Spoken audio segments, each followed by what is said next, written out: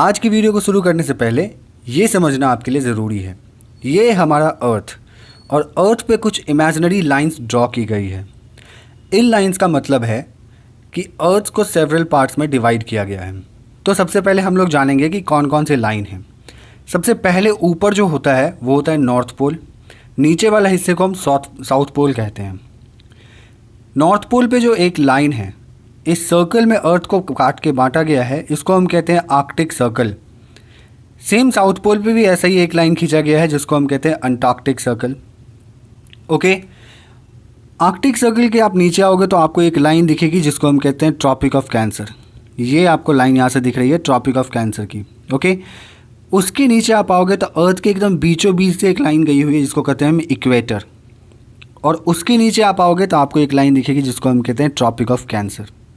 Important यहाँ पे आपको ये याद रखना है कि ये tropic of cancer, tropic of capricorn के बीच में इक्वेटर आता है जो कि 0 डिग्री के लाइन पे है। और इक्वेटर के ऊपर वाले हिस्से को हम नॉर्दर्न हेमिस्फीयर कहते हैं और इक्वेटर के नीचे वाले हिस्से को हम सदर्न हेमिस्फीयर कहते हैं। यहाँ तक क्लियर है? और इसको मैं क्यों बता रहा हूँ ये आपको आगे पता चल जाएगा। तो शुरू करते हैं आज की वीडियो को। So let's begin. और आज की वीडियो में हम लोग बात करने वाले हैं समर सॉल्स्टिस की।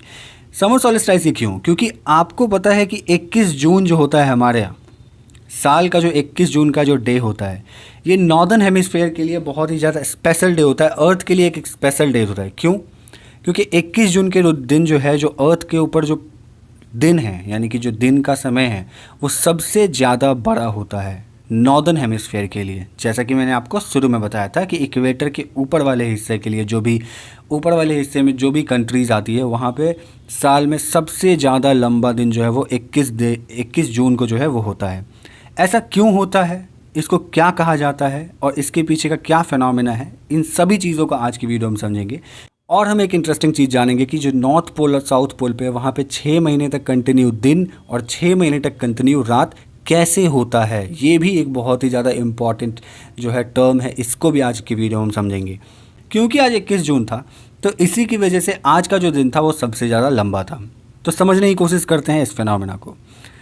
Y summer solstice is in the news? Because today is the 21 June, जैसा कि आप लोगों को पता है, और द लॉन्गेस्ट डे और summer solstice of 2021 for those living north of the equators, यानी कि इक्वेटर्स के जो नॉर्थ साइड में रह रहे हैं उसके लिए सबसे ज़्यादा लंबा दिन आज के दिन होता है, जिसको हम समर सॉल्स्टिस कहते हैं या फिर लॉन्गेस्ट डे भी कहा जाता है। यहाँ पे एक टर्म है समर सॉल्स्टिस। तो आज की वीडियो में हम लोग समझेंगे क्या क्या। समर सॉल्स्टिस समझेंगे, विंटर सॉल्स्टिस समझेंगे और इक्विनॉक्स समझेंगे। तीनों चीज़ों को अच्छे तरीके से समझेंगे। तो शुरू करते हैं। तो जैसा कि आपको पता है कि हमारा पृथ्वी सन के चारों तरफ रिवॉल्व करता है और साथ ही साथ अपने एक्सिस पे रोटेट भी करता है। पृथ्वी जो है वो हमारा 23.5 डिग्री पे झुका हुआ है, ठीक है। और जो ऊपर वाला हिस्सा होता है उसको हम नॉर्थ पोल और नीचे वाले हिस्से को साउथ पोल कहते हैं। ये है हमारा सन। आज के डे में जो पृथ्वी है वो यहाँ होता है। देखो, ये है 20 जून से 22 जून का समय। इस वक्त क्या होता है कि जो नॉर्थ वाला हिस्सा होता है, ऊपर वाला हिस्सा, वो सन की तरफ जो है वो झुका हुआ होता है। इसका इंक्लिनेशन सन की तरफ होता है।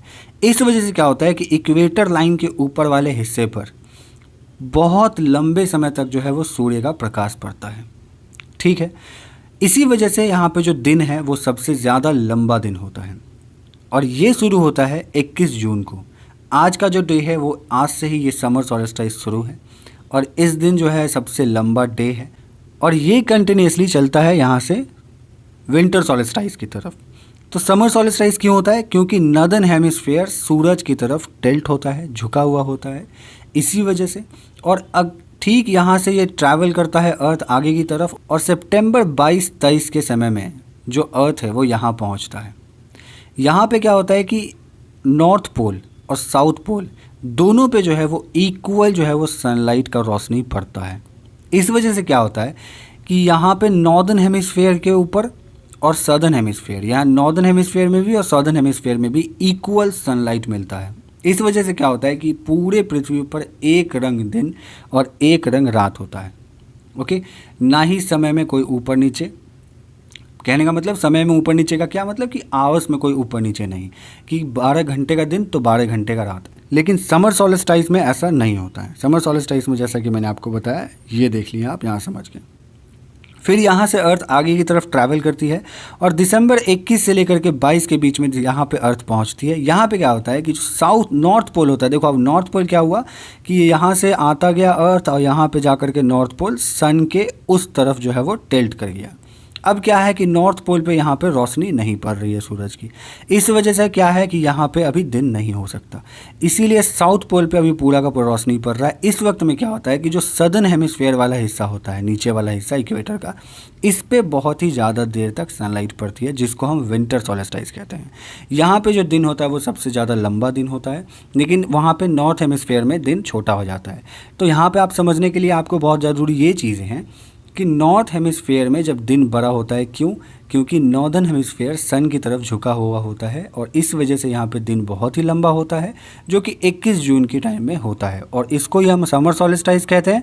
और यहाँ से जब अर्थ आगे ट्रैवल करती है तो वो सितंबर टाइम में यहाँ पे इक्विनॉक्स बनाती है, जिसको हम देखते हैं कि यहाँ पे पूरे अर्थ पे जो है वो पूरा एक जैसा दिन और एक जैसा रात होता है और इस टर्म को हम ऑटमनल इक्विनॉक्स कहते हैं, जो कि 22 सितंबर से 23 सितंबर के डे में होता है।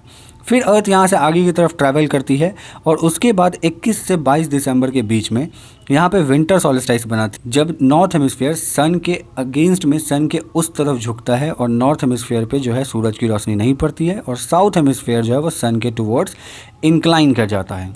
फिर सन यहाँ से आगे की तरफ मूव करती है और यहाँ पे होता है मार्च 20 से 21 के टाइम में जो है अर्थ यहाँ पहुँचती है और यहाँ पे वर्नल इक्विनॉक्स बनाती है अर्थ, जिस वक्त में यहाँ पे भी सेम फिनोमेना होता है जैसे कि मैंने सितंबर टाइम में बताया। मार्च के वक्त भी यहाँ पे जो है वर्नल इक्विनॉक्स में अर्थ पे पूरे का पूरे समय एक जैसा दिन और एक जैसा रात होता है। तो यहाँ तक क्लियर है? अगर कोई क्वेरीज आप मुझे कमेंट बॉक्स में पूछ सकते हैं, मैं आपकी क्वेरीज़ को ज़रूर सॉल्व करने की कोशिश करूँगा। तो यहाँ तक आपने विंटर सॉलिस्टाइस, समर सॉलिस्टाइस और जो भी इक्विनॉक्स का टर्म है, जो फिनोमेना है, वो समझ गया होगा। तो इस वजह से क्या होता है कि 21 जून को दिन जो है वो बहुत ही ज़्यादा लंबा होता है। अब मैं इसके कुछ इंटरेस्टिंग फैक्ट्स मैं आपको बताने जा रहा हूँ। तो जैसा कि मैंने आपको बताया कि 21 जून को जो समर सॉलिस्टाइस होता है, जो कि पूरा का पूरा लंबा दिन, बहुत ही ज़्यादा लंबा दिन होता है नॉर्दर्न हेमिस्फीयर में। ये देखो आप, यहाँ पे जो है सूरज का लाइट बहुत ही ज़्यादा पड़ रहा है। आप देख रहे हो कि नॉर्दर्न हेमिस्फीयर जो है वो सूरज की तरफ झुका हुआ है। तो इस वजह से क्या हो रहा है कि ये जो इक्वेटर के ऊपर वाला हिस्सा है, यहाँ पे सूरज की रोशनी बहुत देर तक पड़ती है और दिन बहुत ही ज़्यादा लंबा होता है। अब आप देखो कि समर सॉलिस्टाइस में कैसे होता है कि आर्कटिक सर्कल पे जो होता है वो 0 आवर्स ऑफ डे लाइट। यहाँ पे एक चीज़ इंपॉर्टेंट आपको रखना है कि जो साउथ पोल होगा ना, यहाँ पे 6 महीने तक कंटिन्यू रात रहेगी, दिन नहीं होगा। और ऊपर जो नॉर्थ पोल है, यहाँ पे क्या होगा कि 6 महीने तक कंटिन्यू जो है वो दिन रहेगी। ठीक है, ये चीज़ आपको समझना है, क्योंकि नॉर्थ पोल जो है वो सन की तरफ झुकी हुई है, 6 महीने तक वो सन की तरफ ही झुकी हुई रहेगी। और जब ये उधर भी घूमेगी तो नॉर्थ पोल जो है वो सन की ही तरफ रहेगा। बाकी ये नीचे वाला जो हिस्सा यहाँ के है, ये नीचे वाला हिस्सा, यहाँ रात होगी, लेकिन ऊपर वाले हिस्सा यहाँ पे जो है वो रात नहीं होगी। और यहाँ पे ये वाला जो टाइम है, यहाँ पे दिन नहीं होगा। तो समर सॉलिस्टाइस में नॉर्थ पोल पे रात नहीं होती और साउथ पोल पे दिन नहीं होता है। जैसे जैसे आप ऊपर जाओगे, जैसे ट्रॉपिक ऑफ कैप्रिकन पे आप आओगे तो 10 घंटे का दिन होगा, इक्वेटर पे जाओगे तो 12 घंटे का दिन होगा, और ट्रॉपिक ऑफ कैंसर पे जाओगे तो 13 घंटे का या 13.5 घंटे का दिन होगा। वैसे ही आर्कटिक सर्कल पे जाओगे आप ऊपर, आर्कटिक सर्कल के ऊपर जैसे कि मैंने आपको बताया कि 24 घंटे दिन ही रहेगा। तो आज के टाइम में जो है, आज का जो डे है अभी समर सॉलिस्टाइस का दिन है और हमारे भारत से ट्रॉपिक ऑफ कैंसर का लाइन गुजरता है। इस वजह से क्या है कि हमारे भारत पे आज 13.5 घंटे का दिन था और 13.5 घंटे का दिन हुआ था। और आज हमारे ट्रॉपिक ऑफ कैंसर वाले जो भी जगह हैं, यहाँ पे जो भी कंट्रियाँ हैं, उस पे क्या होगा कि बहुत ही लंबे समय का दिन होगा। एक क्वेश्चन आपके लिए कि आपको कमेंट बॉक्स में बताना है कि भारत पे से जो ट्रॉपिक ऑफ कैंसर गुजरती है वो किस किस स्टेट से होकर ये गुजरती है। इस स्टेट्स का नाम आपको कमेंट बॉक्स में लिखना है। समर सॉलिस्टाइस समझ गए, विंटर सॉलिस्टाइस देखते हैं अब। सेम फिनोमेना हमारे विंटर सॉलिस्टाइस के साथ भी है, जैसे कि मैंने आपको बताया। बस यहाँ पे एक चीज़ आपको और ध्यान रखनी है कि यहाँ पे क्या होगा ना कि नॉर्थ हेमिस्फीयर में 6 महीने तक रात हो जाएगी और साउथ हेमिस्फीयर में 6 महीने तक सुबह ही रहेगी। तो यही याद रखना होगा आपको। और जैसे जैसे आप ऊपर से नीचे जाओगे या नीचे से ऊपर जाओगे, दिन के अंतर में चेंज होता रहेगा। आप जैसे कि अंटार्कटिक सर्कल पे आओगे तो 0 आवर का डार्कनेस होता है, यानी कि यहाँ पे रात नहीं होती है। ऊपर जाओगे आप तो यहाँ पे 10.5 घंटे का रात होता है। इक्वेटर के पास जाओगे तो आपको 12 घंटे का रात दिखेगा, और ट्रॉपिक ऑफ कैंसर के पास आप जाओगे तो यहाँ पे आपको 13.5 घंटे का रात दिखेगा। और आर्कटिक सर्कल पे जैसे कि मैंने आपको बताया 2400 घंटे ही रात रहती है। अब आपको यहाँ पे एक चीज़ और समझना है कि विंटर सॉलिस्टाइस में जो है वो रात बहुत ही लंबा होता है कि नहीं। जैसे कि मैंने आपको समर सॉलिस्टाइस में बताया कि नॉर्दर्न हेमिस्फीयर में दिन सबसे लंबा होता है, वैसे विंटर सॉलिस्टाइस में रात नॉर्दर्न हेमिस्फीयर में बहुत ही ज़्यादा लंबा होता है और साउदर्न हेमिस्फीयर में दिन सबसे ज़्यादा लंबा होता है। यहाँ तक क्लियर है? तो आई होप आपको आज का वीडियो पसंद आया होगा, और अगर आपको आज का वीडियो पसंद आया है तो चैनल को सब्सक्राइब करना बिल्कुल मत भूलना, साथ ही साथ बेल आइकन को प्रेस कर दो, क्योंकि ऐसी वीडियोस मैं डेली लेकर के आता रहता हूँ जो कि आपके इन्फॉर्मेशन बेसिस पे और जो नॉलेज बेसिस है उसको ज़्यादा इन्हांस करती है। और अगर वीडियो पसंद आया तो लाइक ज़रूर कर देना, जितना हो सके उतना शेयर कर देना वीडियोज़ को। See you in the next one, goodbye, take care.